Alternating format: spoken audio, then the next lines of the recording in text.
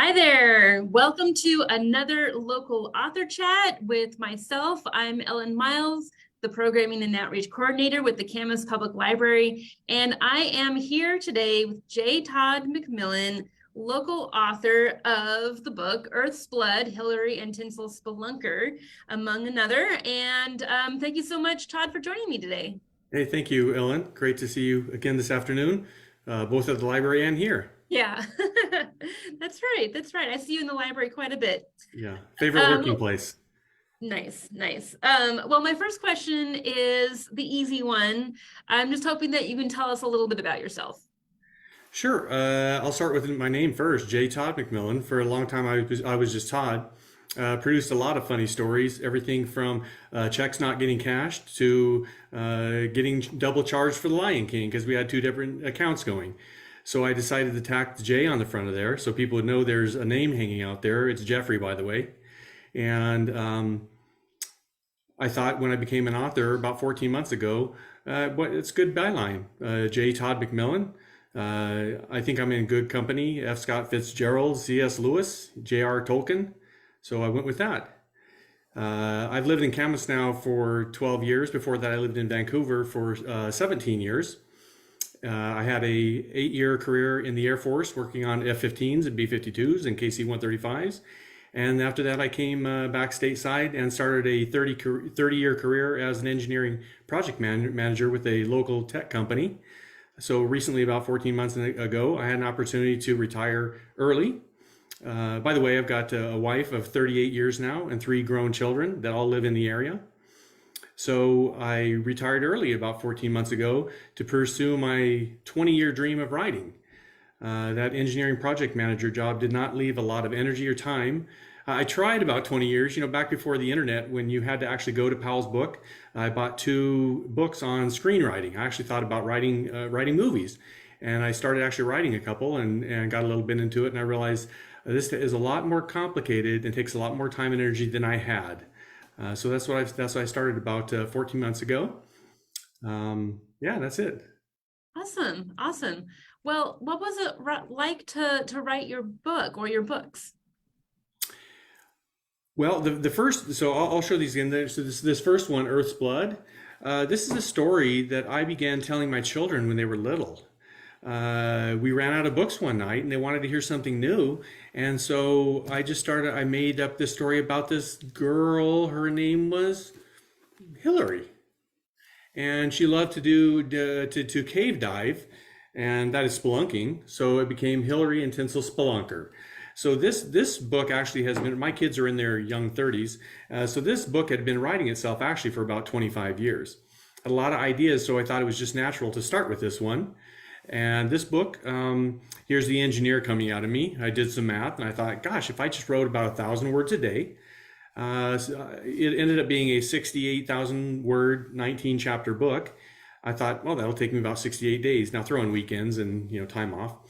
I wrote it in about 3 months, and it went pretty much as planned until it came to the publishing point. There's a lot involved there.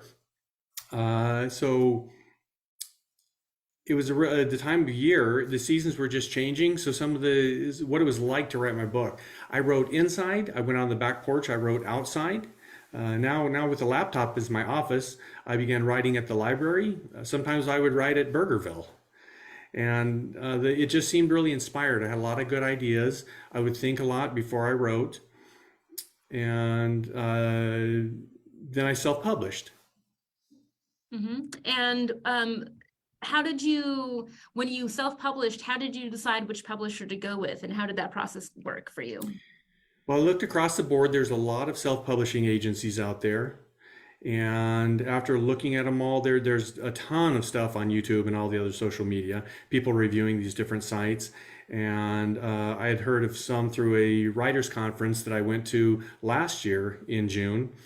After comparing them all, I decided to go with Amazon's company KDP, Kindle Direct Printing. And the reasons I chose theirs was because their workflow, they made it really easy to follow along. There is a lot to it though. I watched probably 20 or 30 YouTube videos on Kindle KDP, and they provide a lot of tools like templates when you're doing your book cover. You tell them, for example, how many pages your book is, what size it is, and it provides you with a template. And then you work with your illustrator to get a graphic that will fit within that template. That way, everything comes out properly. You know, it wraps properly, the binding comes out properly. So they provide a lot of templates and things like that to make the process, well, I'll say easy for somebody who is tech or computer savvy. Got it. Got it. Was there anything that surprised you during that whole process? Yeah, so the part that really surprised me was it was easy, but it was difficult. I know that's really contradictory.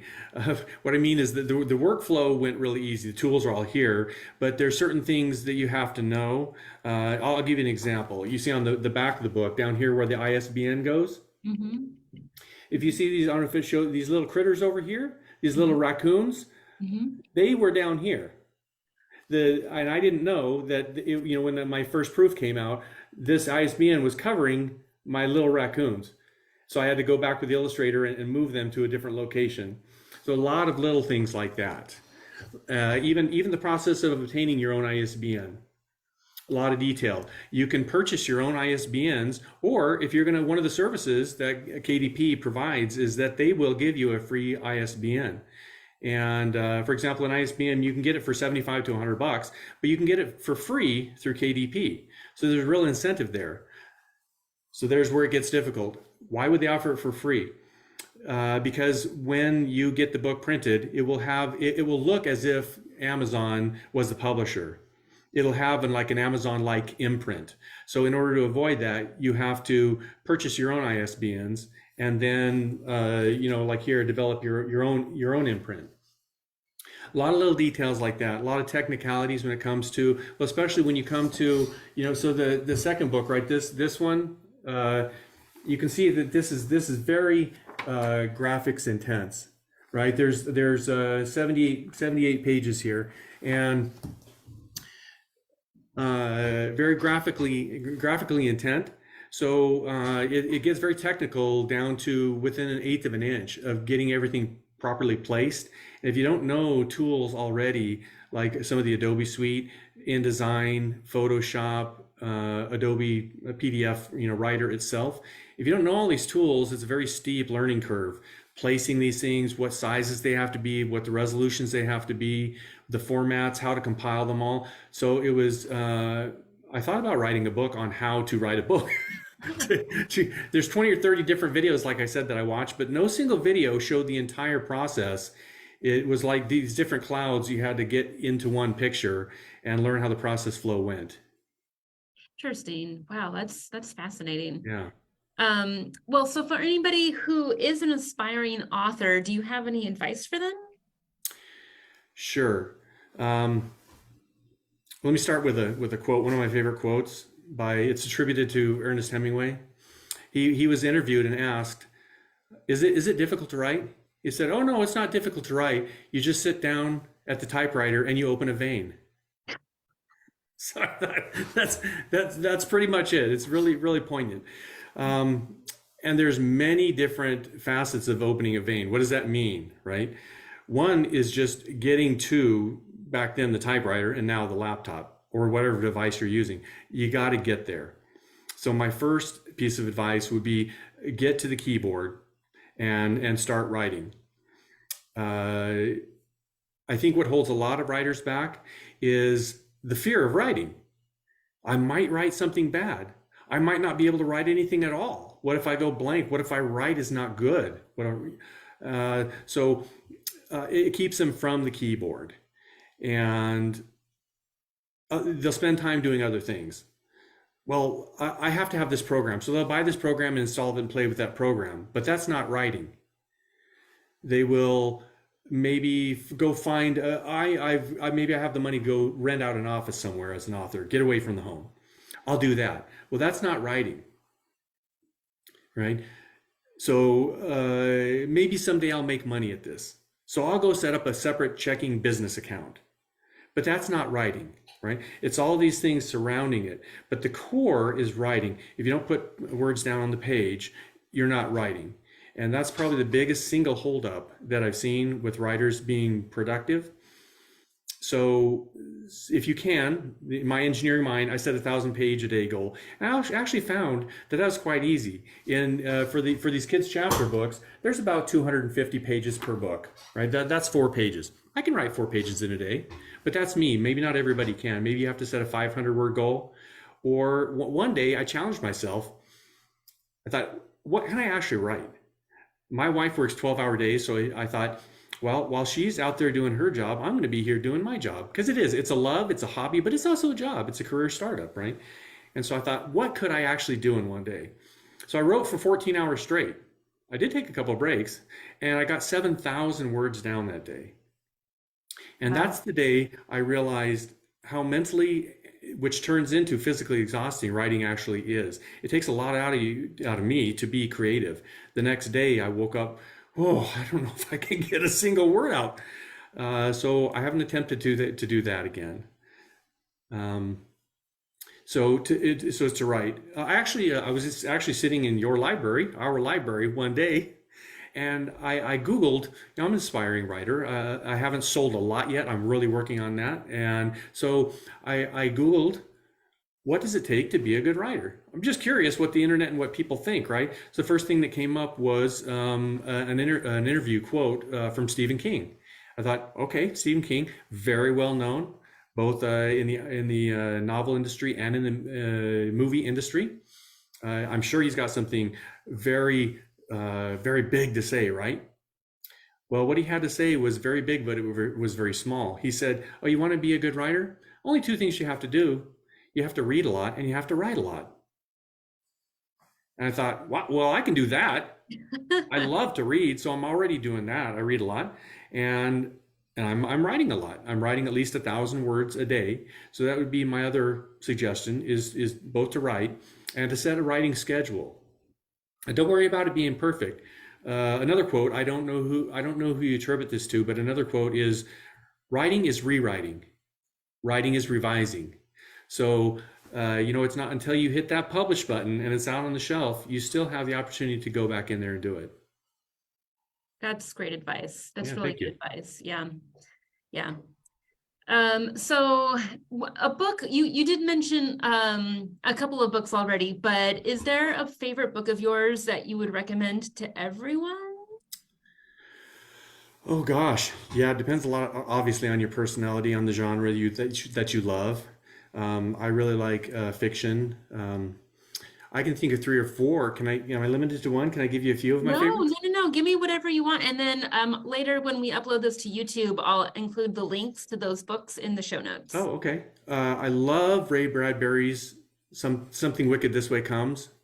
It is the jankiest. I have to keep rereading that. I've got an actually first edition copy. That, by the way, I got at one of the book sales, one of the Camas Library book sales with the Friends Foundation and Camas Library. I actually got it at that book sale. If I found a first edition, and absolutely love it. It's so janky. It takes you places. You have to read it again and again. Fabulous book. I love anything John Steinbeck, but one of my favorites of his is Cannery Row. The way his writing style just takes you to places, and his character development is phenomenal. One that I like to read at least probably once a year. It's a common classic, and is Moby Dick, Herman Melville's Moby Dick. Absolutely, I've probably read it, I don't know, 10 times now. And the introduction where Ishmael is kind of losing it, and he says he has to methodically not go down the street and knock people's hats off. I just laugh. I laugh. I have to stop laughing until I'm almost crying. And then C.S. Lewis is one of my favorite authors. It's a short story. It's a very short book, short read, The Great Divorce, but very, very interesting and controversial look at Christian theology. Very interesting read. So those Wow. are probably four of my top favorites. Okay. You do read a lot, I can tell. Okay, well, we have a couple questions from the audience that have written in. Christine from Camas asks, during what time of day do you like to do your writing and why? I love to write all throughout the day. I found that every moment of the day has a different feel to it. Sometimes I'll get up full of energy, especially if I've had a lot of times my inspiration comes in the middle of the night. And I have a little app on my phone, just a very simple little app that'll do voice recording. And when I get an idea, sometimes like for one of my children's rhyming books, one of the stanzas will come to me just 4 lines in a row, perfect, all rhymed, all very creative. And I think, hurry, hurry, get the phone down, and I'll speak it into my phone, right? And when I wake up, I'm fresh, I'm ready to write. Some days, being semi-retired now, right, with this authoring career, I'll have the morning filled with different things, meeting a friend for coffee or going to a writer's conference or something. And I may not start writing till 5 o'clock in the evening. And so sometimes I write from 5 till 9. So that's one of the wonderful things about authoring. You can write anytime you want. You can write anywhere you want. That's great. Okay, well, this next one, Todd, coincidentally, Todd from Camas wants to know, how did you choose the name of your characters? And you spoke about that a little bit for your first book, the first book you published. Right. I found that in reading, like you read the whole Lord of the Rings series, Tolkien was a genius in character naming. The elves, they all have names that sound that elven kind of sound, clickety, ringy. They're Nethril. He has these words that sound. Even the word Nethril sounds ethereal, right? Ethereal sounds like an elf. You look at the way they're pictured. They're airy, they're light, they're ethereal, right? And then you have the hobbits. It's just an organic thud sounding kind of word. And so I try to pick, for Earth's Blood, for example, I try to pick more of I'll give away the secret of the sauce here. I was looking for a kind of Scandinavian, European kind of sound to it. And I also, they say authors write what you know. So one of the characters in here, one of the main character's best friends, her name is Elka. That's a German name of German descent, Germanic. And funny enough, one of my best friends over there, my wife and I had these friends. Their names were Elka, and her husband's name was Klaus, but we called him Clicks. And so 2 of the characters on my book are Clicks and Elka. And Right. so you write what you know, and the names, they need to sound like I'm writing on another book. It's called The Wooden Rebellion. And it's a kind of a Lord of the Rings epic type. And the Wooden Rebellion, I'll give you a sneak preview. It's about tree forms, things like this. So the names needed to sound kind of wooden, Mokto, things like that are like organic and a little bit heavy. So that's how I think about it. And then the names throughout the book, they need to be consistent until you purposely go out of that consistency. If you go from one species to another, you can change the naming. But within that naming, you don't want to have Mokto and then something that sounds Star Trekky right in the middle of that. Mm-hmm. Mm-hmm. Yeah, that makes sense. Okay, well, how can people find you and your books? The easiest way is on Amazon, just regular Amazon bookstore. Type in the author name, J. Todd McMillan, and that will take you to, I've created, not all authors do this, but I've created an author page there. That way it makes it easy to get to the books. And you'll see I've got 2 books on there currently. The first, this one is on the Awkward Animals is on there, and this is the first actually in a series of 23 books.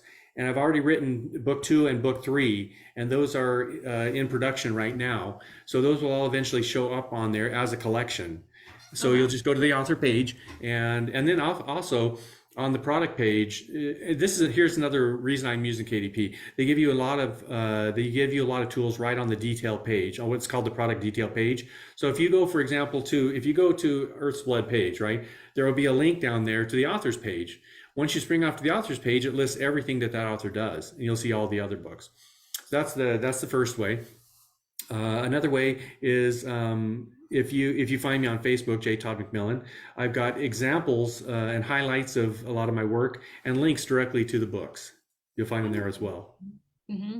And I know those 2 books are in the library system. I got them cataloged. They're ready for people to check out now. That's awesome. I love my local library. Yay. To work together with you all. Even doing book sales, and you and I ushered for you recently, right, at the Camas Women Speak, the historical thing you did over at the theater. Mhm. Um, just a phenomenal way to connect with your community. Yeah, yeah, I agree. Right back at you. Well, do you want to read an excerpt from one of your books to Sure, wrap I'd things love up? to. Okay. Yeah. So this is kind of currently my favorite. This Ackwards Banimals. So Ackwards Banimals, that's backwards animals, right? It's a spoonerism. And my goal with this book is a lot of different things. Entertainment. I want the kids to just be really entertained. I want them to learn. I wrote this. So one of my goals with this book was, so as you know, Ellen, there's different age categories with children's books. They normally break it up to about 3 to 5 year old, and then 6 to 8 years old, because there's a tremendous difference, tremendous curve in learning there, right? So I thought, how can I write a book that would actually span 3 years old to 8 years old?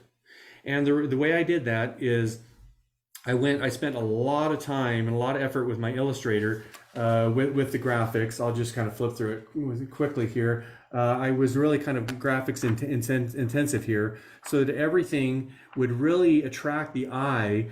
Like this page, for example, here. When a 3-year-old sees that, where's his eye going to go? His or her eye is going to go right to that flea.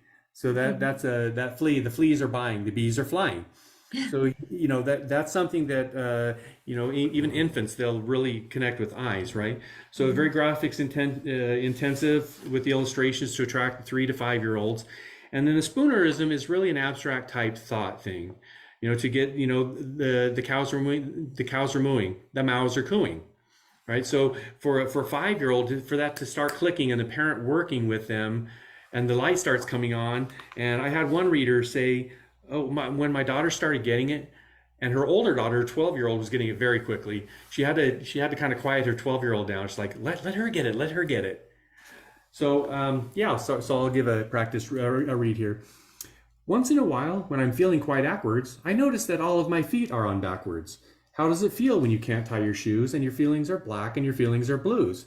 How does it feel when you're feeling quite strong and your arms are just right and your legs aren't too long? I'll read a couple of the characters for you now. Mhm. So the turkey gobbles, the gurkey tobbles. There you go. What about the gurkey tobble? She chuckles and jiggles, and her fat makes her wobble. She loves to be fat and makes it quite clear. It's her way, it's her day, it's her life, it's her year. She's happy and sings and belts out her fine tobble. Don't confuse her with the turkey, though she does love to gobble. So some of them are just fun. Some of them have this one. This one is about self-image. It bothered me that my wife and daughter worry about what they look like. I thought, you know what, just buy that bigger pair of pants, right? Don't listen to the world on that. So the hippos growl and the grippos howl. So have you heard the grippo howl? It sounds like a screeching and crying hoot owl. Why he keeps doing it, nobody knows. As the night gets later, it grows and it grows. Louder and louder and louder, and then you think he's gone quiet, then he starts it again. I think I'll go crazy if he does it once more. I'll bang my head on the wall and the ceiling and floor. So there's 22 animals in there. Mm-hmm. And the second book is all on the mouse. So here you get one page for each animal. In each subsequent book, the whole book is the origin story of that animal. Got it. Yeah, that'll be a fun set once it's complete. Yeah, thank you. Mm-hmm. Well, Todd, thank you again so very, very much for coming and chatting with me today. And I look forward to seeing you in the library when you're here writing. Yeah, awesome. Thank you very much, Don. All right. Yeah. See you later. Yeah, bye-bye. Bye.